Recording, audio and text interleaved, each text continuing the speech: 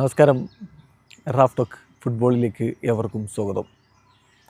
മുമ്പ് മെസ്സി ഉണ്ടായിരുന്നു, പിന്നെ ഞാനുണ്ടായിരുന്നു.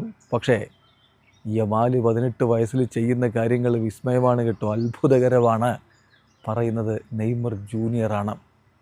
യുവേഫ ചാമ്പ്യൻസ് ലീഗിൽ നിന്ന് ലാമിനെ യമാലും FC ബാഴ്സലോണയും പുറത്തായപ്പോൾ തനിക്ക് വലിയ സങ്കടമായി എന്നുകൂടി നെയ്മർ ജൂനിയർ പറയുന്നു.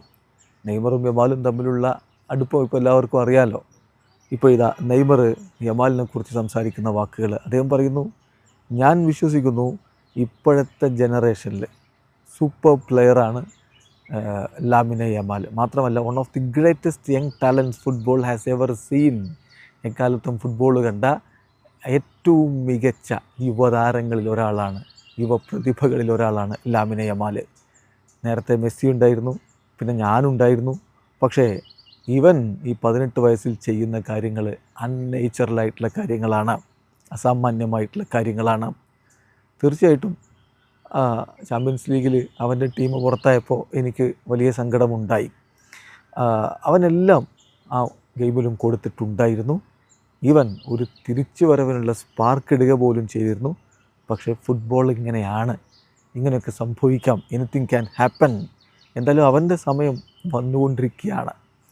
ഞാൻ പ്രതീക്ഷിക്കുന്നത് അടുത്ത വർഷത്തിൽ ചാമ്പ്യൻസ് ലീഗ് അവർക്ക് നേടാൻ പറ്റുമെന്നാണ്. എന്തുകൊണ്ട് പറ്റില്ല? ബാലൺ ഡിയോറും അവൻ നേടിയേക്കും. He's a special player, one of those players I always keep cheering for എന്നാണ് നെയ്മർ ജൂനിയർ പറഞ്ഞത്. ഞാൻ ആവേശത്തോടു കൂടി ആർപ്പ് വിളിക്കുന്ന, ചീറിയുന്ന താരങ്ങളിൽ ഒരാളാണ് ലാമിനെ യമാൽ എന്ന് നെയ്മർ ജൂനിയറാണ് പറയുന്നത്.